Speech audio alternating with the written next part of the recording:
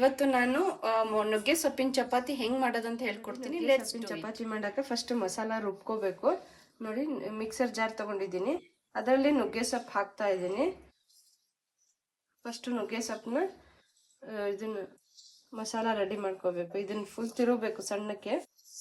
ಇದು ತುಂಬಾ ಪ್ರೋಟೀನ್ ಮತ್ತು ಐರನ್ ಜಾಸ್ತಿ ಇದೆ ನುಗ್ಗೆ ಸೊಪ್ಪಲ್ಲಿ.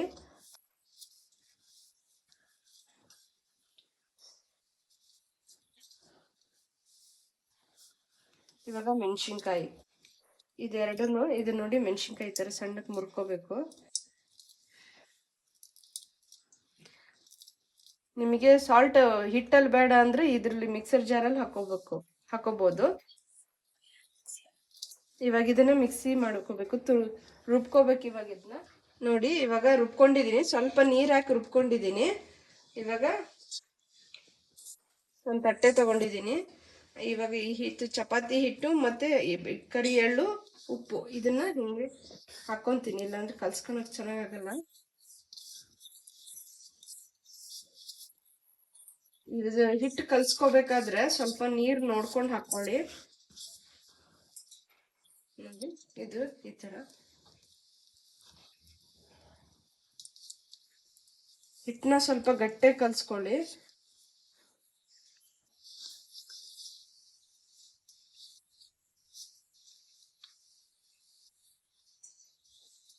ನೋಡಿ, ಈ ತರ ಗಟ್ಟೆಗೆ ಕಲ್ಸ್ಕೋಬೇಕು.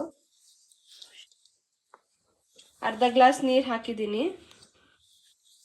ಸೊ ಹಿಂಗೆ ನಿಧಾನಕ್ಕೆ ಇದ್ ಮಾಡ್ಕೊಂಡು ನಾದ್ಬೇಕು. ಚೆನ್ನಾಗಿ ನಾದಿದ್ರೆ ಚಪಾತಿ ಹಿಟ್ಟು ಚೆನ್ನಾಗಿ ಬರುತ್ತೆ. ನಾದ್ಬೇಕು.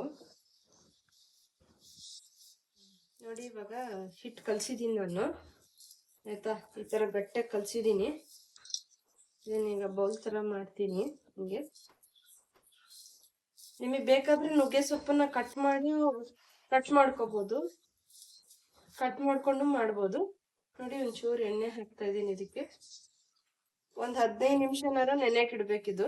ನೆನೆಬೇಕು ಹಿಟ್ಟು, ಅವಾಗ ಚೆನ್ನಾಗಿ ಬರುತ್ತೆ ಚಪಾತಿ. ಸೊ ಈ ತರ ಕಲಿಸ್ಬೇಕು. ನುಗ್ಗೆ ಸೊಪ್ಪಿನ ಚಪಾತಿ ಮಾಡಕ್ ಹಿಟ್ಟು ಕಲ್ಸಿದ್ದೀನಿ. ಉದ್ದದನ್ನ ಹೇಳ್ಕೊಡ್ತೀನಿ ನಾನು ನಿಮ್ಗೆ ಹೇಗೆ ಅಂತ. ಹಿಂಗೆ ಮುಚ್ಚಿಡ್ತಾ ಇದ್ದೀನಿ. ಇವಾಗ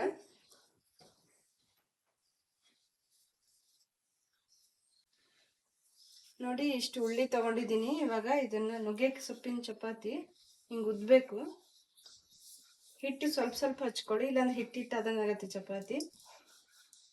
ನೋಡಿ, ಈ ತರ ಉದ್ಬೇಕು. ನಿಮ್ಗೆ ಬೇಕಾದ್ರೆ ಚಟ್ನಿ ಮಾಡ್ಕೋಬಹುದು, ಇಲ್ಲ ಮೊಸರು ಜೊತೆಗಾರು ತಿನ್ಬೋದು. ನೋಡಿ, ಈ ತರ ಹಿಟ್ಟು ಗಟ್ಟೆ ಕಲ್ಸ್ಕೊಂಡ್ರೆ ಇವಾಗ ಇದು ನೆಂದಿದೆ. ಸೊ ಅದಕ್ಕೆ ಚೆನ್ನಾಗಿ ಬರ್ತಾ ಇದೆ. ನೋಡಿ, ಚಪಾತಿ ಈ ತರ ಉದ್ಬೇಕು. ನಿಮ್ಗೆ ಎಷ್ಟು ಅಗಲ ಬೇಕಾದ್ರೂ ಉದ್ಕೋಬಹುದು. ಎಳ್ಳಲ್ಲಿ ಕ್ಯಾಲ್ಸಿಯಂ ಜಾಸ್ತಿ ಇರುತ್ತೆ, ಅದಕ್ಕೆ ಕರಿ ಎಳ್ಳು ತಗೊಂಡಿದ್ದೀನಿ ನಾನು. ನೋಡಿ, ಈ ತರ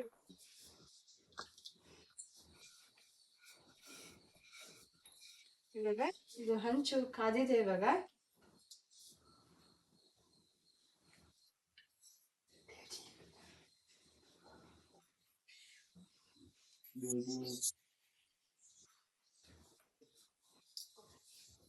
ನೋಡಿ, ಎಣ್ಣೆ ಸವರಿದ್ದೀನಿ. ಇವಾಗ ಹಂಚು ಕಾದಿದೆ.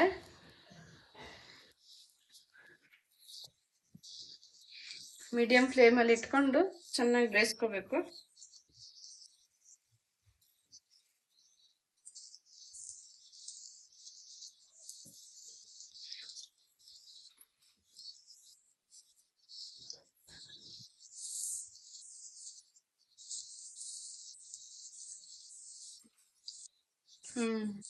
ಇವಾಗ ನೋಡಿ, ಇದು ಹಿಂಗೆ ಈ ತರ ಬಬಲ್ಸ್ ಬರಬೇಕು, ಆಯ್ತಾ? ಹಿಂಗೆ ನೋಡಿ, ಇವಾಗ ಇದು ಉಬ್ಬಿದೆ ಚಪಾತಿ. ಸೊ ಹಿಂಗೆ ತಿರ್ವಾಕ್ಬೇಕು. ನೋಡಿ, ಆಮೇಲೆ ಇನ್ನೊಂಚೂರು ಎಣ್ಣೆ ಸವರ್ಬೇಕು. ಈ ತರ ಇದರಲ್ಲಿ ಪ್ರೋಟೀನು, ಐರನ್ನು ತುಂಬಾ ಇದೆ.